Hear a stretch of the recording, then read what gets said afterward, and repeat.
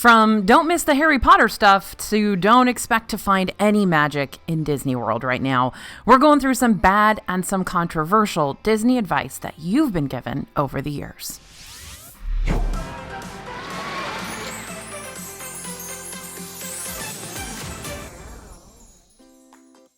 Hey everybody, it's AJ for Disney Food Blog. I think it's safe to say that no two Disney vacations are alike. So what's great advice for one group might not be such great advice for another group, or the advice you get might just be flat out wrong. On our Facebook and Instagram stories, we asked you what the worst Disney advice you've ever received has been. You guys came in clutch with your answers. So let's take this advice and explore some better ways to go about it that'll actually benefit your vacation planning in the long run.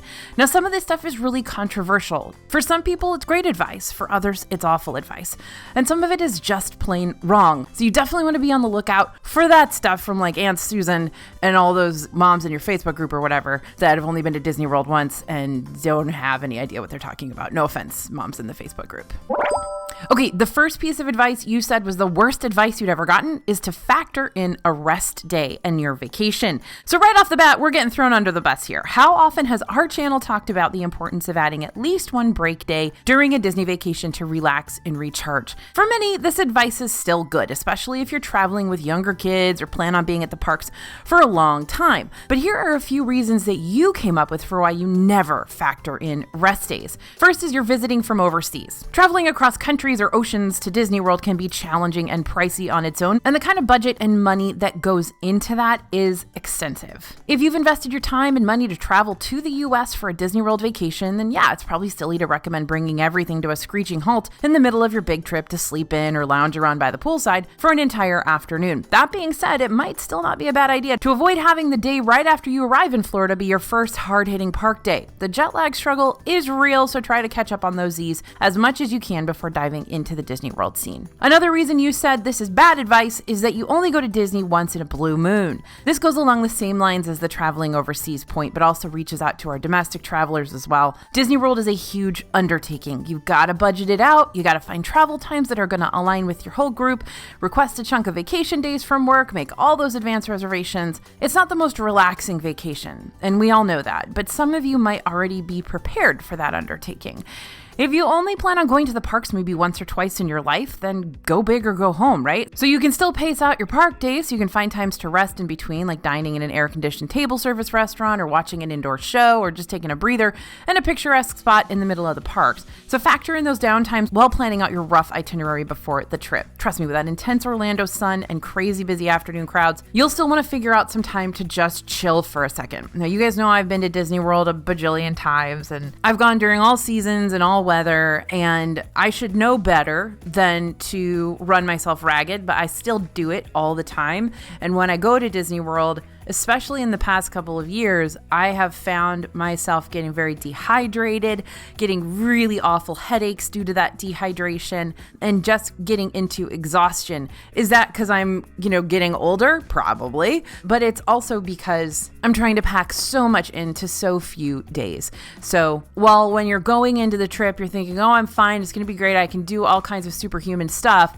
I still warn against going sort of rope drop to fireworks every single day, sun up till sundown, because when that dehydration and exhaustion hits you, it's going to destroy at least a couple days of your vacation. So give yourself some time. Give yourself some time to rest, build it in. If you don't want to use it, that's fine. There's no reason not to build it in though. Okay, another reason you said this is bad advice is you're going only for a weekend getaway. All right, you got a couple of days to experience a lot of things. There's definitely a difference between a Disney Sprint and a Disney Marathon, right? Though a Disney Marathon might mean you're spending a week or so in the Disney bubble, which would require some extra pacing techniques to keep your stamina high. A Disney Sprint means you only got a couple of days to go, and then you can rest on the plane ride back home, right? You can always rest when you're dead. But even short Disney trips are going to require a few breathers here and there. Remember that in the midst of trying to hit up anything and everything you can in a short amount of time, you'd still need to stay hydrated, listen to your body, take a seat to cool down when you feel your energy levels are draining. It's best to handle it at the beginning and not just feel totally destroyed by the end. Okay, next piece of worst Disney advice you've ever heard is Coronado Springs is a great honeymoon hotel. So that's pretty harsh, y'all. This one had quite the back and forth going on when we asked in our social media channels. On the one hand, many agreed that Coronado Springs is actually not a fantastic place to honeymoon. We even had one reader say that it's great until a convention checks in and slams the food court and pools. Very valid point. But on the other hand, others thought this wasn't bad advice at all, saying it was much more affordable than the deluxe resort offerings and still provided that romantic feel for newlyweds to enjoy and some good deluxe offerings as well. So what do we say? Is Coronado Springs a good honeymoon hotel? Well, remember what I said when I started this video? No Disney vacation is one size fits all, and neither is a Disney hotel. So there can be negative and positive things to say about every Disney World hotel, as you know. You can love Pop Century for its colorful decor and value prices and Skyliner access, but you also might find it to be one of the worst hotels because you happen to visit during a major school sports competition and all the excited kids are running rampant down the hallways early in the morning and late at night. Your favorite hotel could be Disney's Boardwalk Inn because it's super close to Epcot. It's a beautiful outdoor view of the sparkling Crescent Lake, but it could also be your least favorite because you're paying a lot of money for rooms that feel pretty outdated right now. And in the same vein, one couple's nice romantic honeymoon stay at Coronado Springs could be another couple's restless stay with long bus wait times thanks to Coronado's internal bus loop. That's why it's so important to research your hotel before your visit. These Disney hotels take on different themes, different price ranges, and have different benefits and downfalls that you need to be aware of when you're booking. So please, please, please watch our Ranking Every Disney World Hotel video where we talk about the pros and cons of every single hotel and also what type of person or group these rooms are going to be best suited for. I think it's super helpful. We'll link it up there for you. You definitely want to check that out. Every park souvenir can also be found at Disney Springs. Disney Springs is the shopping hub for Disney World. You got the biggest Disney store on property, World of Disney, plus you got art shops, t-shirt shops, jewelry shops, shops you can find in your mall back home. You can honestly spend an entire afternoon here and still not see every store, kiosk, or snack location. But if you're at one of the parks and you see something that you really, really, really want to buy, don't assume you can come back for it later at Disney Springs because there's a good chance it won't be there. Now, this advice used to be good advice because a lot of the merchandise in the parks was pretty homogenous and you could find it all in Disney Springs at World of Disney most of the time. But now, a lot more often, things are unique to the parks or the specific store that they're in. So which merch items are specific to the Disney parks? Well, Epcot Festival merchandise is going to be limited to Epcot most of the time, aside from a handful of items that can also be purchased on shopdisney.com, which is always worth checking out beforehand, since you may find a discount online that you won't get at the actual store. And many Batuu items from Star Wars Galaxy's Edge and Disney's Hollywood Studios will also be limited to Black Spire Outpost Market and Doc Ondar's Den of Antiquities, like the Salacious Crumb shoulder pad or the rare kyber crystals for your lightsaber. That being said, if you're just looking for Star Wars merchandise, period, you can still find standard Star Wars shirts and figures and other collectibles at several Disney World shops around property. If you're a big fan of Pandora, World of Avatar, and Disney's Animal Kingdom, then the Wind Traders gift shop is going to be your one and only location for all things Pandora merchandise, especially when it comes to Shoulder Banshees and Viper Wolf plush. And remember, a lot of the merchandise sold around the World Showcase is going to be very exclusive to those individual countries and those individual stores. So not all attraction-based merchandise will be exclusive to its respective park, but it's not a bad idea to scout out Disney Springs first and figure out what's available before you start your park hopping adventures. That way, you'll know which items are exclusive to each park and which items you'll be able to pick up at Disney Springs later on, if you feel like you missed out on something the first time around. Okay, next, worst Disney advice we've ever heard or you've ever heard is make sure to check out the Harry Potter stuff while you're there. Okay, I've been in this business long enough to know this isn't a joke. There are some folks out there who get the Hogwarts Castle and Cinderella Castle mixed up, or there are folks who scramble around the different Disney and Universal properties and wonder why the minions aren't running wildly around Fantasyland, or can't imagine why there's no meet and greet with Shrek and Donkey somewhere in Hollywood Studios. Honest mistakes here, friends. Not everyone's going to be a pro when it comes to remembering all the movie franchises and which parks they belong to, but this does bring up a valid point. If you're going to Disney for the first time ever and the person who's wanting to give you advice is an old friend or coworker, maybe even your Aunt Susan, of course, who went to Disney World like one time like 20 years ago, then it's best that you smile and listen, but take that planning into your own hands. A lot has changed in Disney World in the past 20 years, and a lot has changed in Disney World in the past 2 years. Disney's Hollywood Studios was still called MGM in the last 2 years. Everything is different now, y'all, so the things that were great 2 years ago or 20 years ago are just different. Are they still great? Maybe, but there's a lot more to take into consideration now. So that's why you're here, right? That's why you watch our videos. That's why you tune into us every week, or at this point, I guess nearly every day. That's why you read our blog. That's why you buy our books, because we're giving it to you straight, all the information up to date. And it's also our job to give you the pros and cons, the back and forth. We don't like to tell you if something's good or bad. We tell you who it's for. So you're already in the right place. And now all you got to do is settle in, watch some videos, and take some notes. And we've also got that free newsletter you can sign up for that'll drop the latest Disney news and updates and discounts right into your inbox so you can stay up to date on what's going on in the parks and save a buck or two in the process. Basically, what I'm trying to say is that the DFB team is in the parks every day. We're making sure you got the best, most updated advice possible because we care about your trip. That's why we get up in the morning. We don't want you to find yourself in a negative or bad situation when you've just spent like 6 mortgage payments to go to Disney World, right? So grab your travel buddy, grab your fam, settle in for an evening of research and Disney World planning together. Make sure you're in the know and not relying on dated or misguided planning advice. And by the way, Harry Potter is in Universal Studios. The next piece of worst Disney advice we've ever received, or you've ever received, I keep messing that up, is don't worry about getting cold in Florida. So it's usually pretty roasty toasty in Florida, right? It's always roasty toasty in Florida.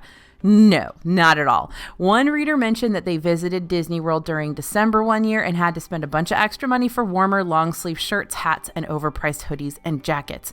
Yep, me too. I've done that before. I've done it multiple times. And knowing what I know, knowing that I've spent $80 on a sweatshirt I'm never going to wear again in Disney World, I just went on vacation to the Grand Canyon and it was freezing cold and I had to buy my husband this dumb Grand Canyon sweatshirt that he's never going to wear again.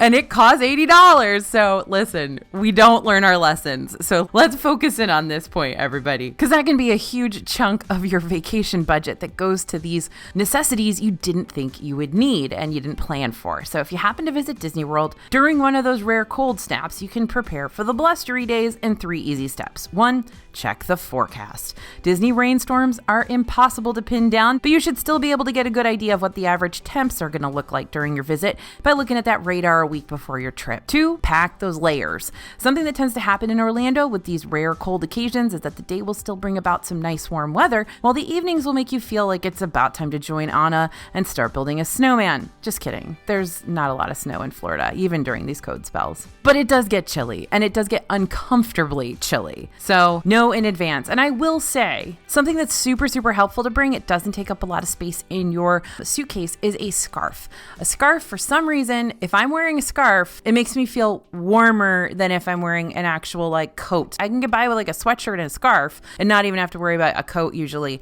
because somehow that just makes me warmer having that scarf around my neck. But anyway, make sure to bring those easy to carry layers in your bag, like hats and gloves, maybe some earmuffs or a hat, leggings, woolly socks. Those hot hand packets are super helpful. That way, when the temperatures start to drop as the sun goes down and you've still got to stand there and wait for the fireworks, you can start layering up to accommodate the briskness. And if you go in the early morning and you're wearing like a whole bunch of layers, you can peel those off and throw them in your park bag and it's not going to take up a lot of space. And number 3, if you do need to purchase those warmer clothing items, do it outside of the parks where it's not going to cost you $80. If you're just looking for emergency warm clothes to get you through the day and you're not necessarily concerned about looking over the top stylish, then get out of the Disney bubble for a minute and grab some long sleeve shirts and pants off the racks at one of the nearby big box stores. Those stores will have warmer clothes stocked and ready for you to purchase at half the price or even less than you'd find inside Disney property. If you use a grocery delivery service, sometimes you can order things from Target or Walmart, and you can order warm clothes from those 2 locations as well, and they can be delivered right to your hotel. So there are definitely ways to get around the $80 like Spirit jersey that you're never going to wear again. Sadly, this was not an option for us at the Grand Canyon because there's literally nothing around the Grand Canyon to, stores. That's an FYI for you if you're not watching any Grand Canyon videos. Okay, next piece of worst advice you've ever received. There, I did it right that time. Did you hear? Stop telling parents what ages they should and shouldn't take kids to Disney. Okay, this is a really popular one and a very controversial one. We got the whole don't take your teeny tiny kids to Disney as a submission multiple times. So if you're trying to plan a Disney World vacation with kiddos who are under the age of 3, you might come across a few naysayers telling you to wait until they're old enough to remember to make it worth the price, or you won't be able to enjoy any of the rides you want to ride with a baby there, or even the last thing you want to do is lug around a stroller all day. All of these are true for a lot of people, but there are some folks that it's not true for, and they don't care, and they're going to have just as great a time with the baby and the stroller, etc., right? Every family's different. So here are some pros to bringing your little one on a vacation that they might not necessarily remember. First, you don't have to buy tickets for kids under 3. Yeah, you get to take pictures, meet characters, ride those family-friendly rides without having to worry about paying full price for airline seats, restaurants, and park tickets for those kids, right? Because kids can also eat free under 3 off of mom and dad's plate at Disney World restaurants. Pro number 2, if you don't want to pack a stroller, you can always rent one. Having to pack your personal stroller and take it from park to park might sound obnoxious, and you can always choose to invest in a Disney stroller rental service instead. Stroller rentals are around $15 per day, $31 per day for a double stroller, and if you go multiple days, it drops down a couple of bucks. So you won't have to worry about lugging a Disney stroller rental onto the buses either. If you plan on visiting multiple parks in a day, make sure you return stroller number 1 as you leave Park A, then pick up stroller number 2 at Park B. And no, you won't have to pay again for a new stroller. Just show a cast member your rental receipt and pick up your new stroller from there. And pro number 3, rider switch is a thing. So if you and others in your group want to experience Disney's thrill rides, that doesn't mean one of you has to play the role of martyr every time. Just because you have someone in your party who isn't tall enough to experience the thrills yet doesn't mean everyone who can ride and wants to ride won't be able to ride. Rider switch means that 1 or 2 adults will hang tight with the tiny tykes while Group A goes through the line first. After Group A has experienced their ride through, the other 1 or 2 adults who stayed behind will become Group B, and you'll switch with Group A and be able to get into the ride without having to wait in the main queue line over again, since Group A already did that. Just make sure to let a cast member at the front of the attraction know beforehand that you'd like to use rider switch, and they'll get it all set up for you. Another piece of Disney advice you said was the worst you'd ever heard. Christmas is the best time to go to Disney World. Now, the sentiment here seems like it's all good, holly jolly fun. Christmas is a great time to go to the parks, what with all the holiday decor, the festive treats, the exclusive shows, the ride overlays. But the reasoning behind this particular piece of advice one of our readers received was the real kicker here. Christmas is the best time to go to Disney World because everyone's back home celebrating the holidays with their family. That is fundamentally untrue. Well, there are lots of families who love celebrating Christmas throughout November and December at Disney World, and that is why it is literally the busiest time of the year for the parks. If you're looking to visit Disney World when it's less busy, first, could you let us know when you find that sweet spot, because it's been really elusive as of late, and there is no downtime in Disney World, it seems. But in all seriousness, if you're wanting to visit Disney when crowds have died down, your best option this year is most likely going to be around when school is back in session and after summer vacation wraps up, so that end of August, early September timeframe. Historically, we've seen crowds dwindle during those weeks, but not counting Labor Day weekend. You're also going to find cheaper hotel prices and park ticket prices around that time too, especially in comparison to the holiday season, where those surge prices are going to be at an all-time high. That's right, everything gets more expensive during the holidays and more crowded. So there's really no way to say that going during Christmas time to avoid the crowds exists. It does not. It is very crowded in Disney during Christmas time. So if you're looking to visit during Christmas, if you want to fall on that sword, the earlier you can go, the better. Just keep an eye on the dates for certain big holiday events so you don't miss out on something you're looking forward to. In 2021, Festival of the Holidays in Epcot lasted from November 26th to December 30th, and that's basically the time frame it usually happens, as Epcot kind of fires up with the holiday season. They're the last park to do it, and it happens the day after Thanksgiving. So if you go the day after Thanksgiving through Christmas, you're going to find all the parks have their holiday stuff going. Before that, you can find some holiday stuff happening in Magic Kingdom first. That usually happens at the beginning of November, and then the other parks sort of follow suit until Epcot there right after Thanksgiving. Like, for example, Magic Kingdom started its very merriest after hours event last year on November 8th.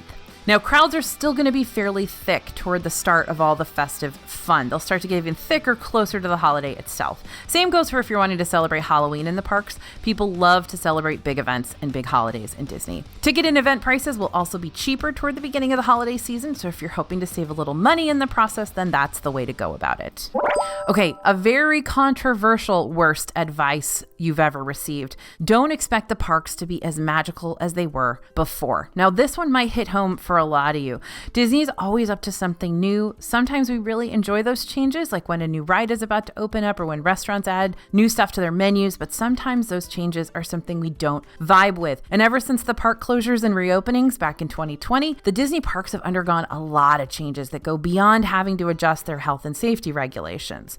Prices have risen, capacity is being pushed to its limits, shortages are impacting restaurants and gift shops, and certain entertainment options haven't returned yet. And now you're having to pay for a bunch of stuff you didn't have to pay for before, like Disney Genie and FastPass, and Magical Express is gone, so you're paying for travel to and from the airport when you didn't have to before. You also don't get quite as many hotel perks as you got in the past. So for lots of folks, current circumstances just aren't worth a huge Disney World investment right now. And that is 1000% okay. There's no need to invest in a vacation that you're not hyped for, especially if it's going to be an expensive endeavor, which yes, it is. But to tell you the truth, we had multiple people put down a similar answer for the worst Disney advice we've ever received. One of our readers even noted that they just returned from a 2-week vacation and the magic was definitely still there. So where does that put you? Well, if you're ready to find the magic, then it's time to get your planning hat on. Just make sure that as you plan out your dining, your park tickets, your day-by-day itineraries, you keep your expectations set. It's one thing to still believe magic exists in the parks. It's another thing entirely to look at the parks through rose-colored lenses and pretend nothing's changed. So study up, look over those menus, bump up your budget, plan for potentially longer wait times, check the Disney website to see what experiences may still be closed during your upcoming visit, look at Disney Genie and Genie Plus, figure out how it works and if it makes sense for you. We actually have a post on our website that's keeping tabs of everything that'll be closed in 2022. So if you don't want to have to track down every little experience on the Disney website, check out the link I've put in the description below. It'll tell you what's open and what's closed right now. And we have that updated regularly, so what you read is really what's happening. Now, if you're struggling to find the magic, and by the way, by the magic, we mean when you go to Disney World and you feel kind of that overwhelming joy or happiness or just this was a good choice. You know what I'm saying? And if you're not feeling that right now, well, you don't have to go to the parks. But if you're being asked to go because you have a group of family members or friends who want you to tag along, then, well, that's pretty magical that others want you to go and be included. That's nice. And also make a pros cons list. For every reason that you're nervous about going, find something you're excited to experience to maybe try to combat that. Can't stand the crowds? Then maybe a nice quiet reservation at Steakhouse 71 over at Disney's Contemporary Resort will be a nice escape for you. Hate high prices? Figure out the amenities that are included in your hotel so you can take advantage of what's there and what you're already paying for. I love spending a day in a hammock at Disney World and just reading a book and going to the pool. That's a great day as far as I'm concerned. And if you're upset that an experience is still closed, you can find an alternative. Maybe Hoop-de-Doo Musical Review still isn't up and running. The possibilities are endless. So take the things you're worried about, research something you can get excited for, let your group know that you'd like it added to the itinerary. But I do think right now, one of the most important things you can do, whether you're excited for Disney World or you're just being drug along, is to keep your expectations in a realistic range and to keep your perspective. It's not the same as it was a few years ago or 10 years ago. There are a lot of changes. There are a lot of differences. Some are good. You got a lot more new rides. You've got new restaurants. You've got really cool new stuff. But at the same time, you're not getting everything you used to get for free, and things cost a lot more than they used to. And that's a really, really important thing to understand and to prepare for. Okay, another piece of worst Disney advice you've ever received is to skip Epcot, especially if you have kids. Now, I've heard Epcot often referred to as the adult park of Disney World. I don't really understand that because this was my favorite park when I was a kid, but maybe that's because I'm a giant nerd. So a big part of this is because of World Showcase, where people get the chance to travel through 11 different countries that feature unique cuisine, shopping, and cultural exhibits. Oh, and drinking around the world is totally a thing too. Not family friendly, unless drinking around the world to you consists of trying a seasonal Joffrey's coffee at every kiosk. But there are many experiences that cater more to the adult Disney vacationer in Epcot. But to claim kids are going to get bored of all the world traveling isn't 100% true. So why will your kids still love Epcot? Well, they get to see the characters out in the open. As you make your way around World Showcase, expect to see those familiar faces, Mary Poppins or Alice in the UK pavilion, Aurora or Belle in France, Snow White in Germany, Anna and Elsa in Norway, Mulan in China. Again, a lot of characters here. Winnie the Pooh might even be out chasing down butterflies with his net. So these character sightings allow kiddos to meet some of their favorite Disney peeps without having to wait in super long lines or even get like Disney Genie Plus reservations to meet them, right? Now they'll also get to go on those scavenger hunts. Epcot's big on the whole scavenger hunt scene, but these immersive activities do help kids keep engaged and excited about traveling around the world. You can get festival scavenger hunt boards for around $10 at the Creations Shop, Port of Entry, or International Gateway gift shops, and those will have you track down characters in each of the showcase pavilions and help you finish your game boards. Once completed, you can redeem your board pack at one of the aforementioned gift shops to pick up your prize. If you'd rather check out a free scavenger hunt around the World Showcase, pick up a collectible card baggie at each of the pavilion's KidCot fun stops. These cards are unique to each country and feature fun facts and colorful designs on each, and there's usually cast members there to interact with your kids and teach them, which is great. They'll also still be able to ride fun rides in Epcot. This park doesn't have as many rides as Magic Kingdom, but the ones it has are great for kids and adults too. The brand new Remy's Ratatouille Adventure in the France Pavilion, Frozen Ever After in Norway, Journey into Imagination with Figment in World Discovery, and The Seas with Nemo and Friends in World Nature, all good kid rides. Also, can we please talk about Spaceship Earth, which is like the best, and Living with the Land, the best? And then if you've got a couple of thrill-seeking kids, you've got that high-speed test track, the hang gliding simulator Soaring Around the World, and the Spin You Till You Hurl Mission Space. And the best part about these rides in Epcot, a lot of them don't rack up the wait times like the rides over at Magic Kingdom do. The ones you really need to keep an eye on are Remy's Ratatouille Adventure, Frozen Ever After, and Test Track, which are all well known as the heavy hitters of the park. And listen, I'm going to be honest. When I used to go to Epcot in 1982 and 1983, and we had to wait in hours-long outdoor queue lines, because a lot of these rides did not have indoor queue lines. In the middle of spring break, it was unbelievably hot. We had no phones. We had no iPads. We had nothing to do. We walked uphill both ways, and we still loved our time in Epcot. So listen, I don't want to hear it. Okay, I'll get off my soapbox now. But if you want to learn more about navigating crowds and long lines, you can watch our recent spring break video, where we go into extensive detail about how to handle wait times, even if you don't plan on visiting during the March and April season. It's super, super helpful, and it'll help you set expectations for your kids as well.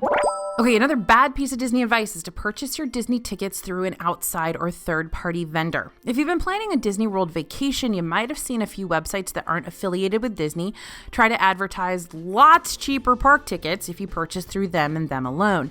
And although some well-meaning folks out there might go, yeah, do it, what could possibly go wrong? I'm here to say a lot could go wrong. If you see a website that's not directly affiliated with Disney that's advertising Disney tickets at a much lower cost than usual, there's a high probability that this is a scam. Please do not fall for this. I don't want you to wind up spending a couple $100 with no tickets to show for it. Other places to run into trouble are on eBay if you try to buy someone's unused tickets. Back in the day, this used to work no problem because tickets didn't expire and they were not connected to any single person. These days, your ticket is connected to you and your biometric scan. And even if there are unused days on tickets, it's very possible they will have expired by the time you get them. So please don't buy secondhand tickets from eBay or other sales sites like that. And then there are a few authorized discounted Disney ticket sellers that Disney does work with, and they allow them to basically purchase tickets at bulk and sell them for slightly lower prices. But again, those are going to be like $1 or $2 lower, not significantly lower. And then you have to go through the trouble of connecting that ticket to your My Disney experience, and all of that can definitely be a hassle that's not worth the $2 you're saving on that ticket. So if you're looking to visit the parks when tickets are at their most affordable, check out the Disney World ticket calendar. There you're going to be able to see the fluctuating ticket prices that raise or lower depending on the season and the day. Currently, the lowest ticket prices are going to be around mid-August through the majority of September, ranging between $106 and $109 per person per single ticket, which compared to what they are at their peak prices can wind up saving you around $30 to $40 per day per ticket. So really the only way to save money on Disney World tickets is to go during a less expensive time. There aren't a lot of cheap wins on this one. Okay, we've covered a lot of bad and good and controversial advice today, but I'm sure you've got some more advice you've received in the past to add to our list. So let us know the worst advice you've ever received was and why. Because as you can see, a lot of the quote worst advice is only the worst advice contextually. And if you want to be part of a video like this in the future, then go ahead and follow our Facebook, Instagram, TikTok, and Twitter to join in all the fun. It's always Disney Food Blog on all of those platforms. Thanks for listening, everyone, and thanks for watching. As always, this is AJ for Disney Food Blog, and we'll see you real soon.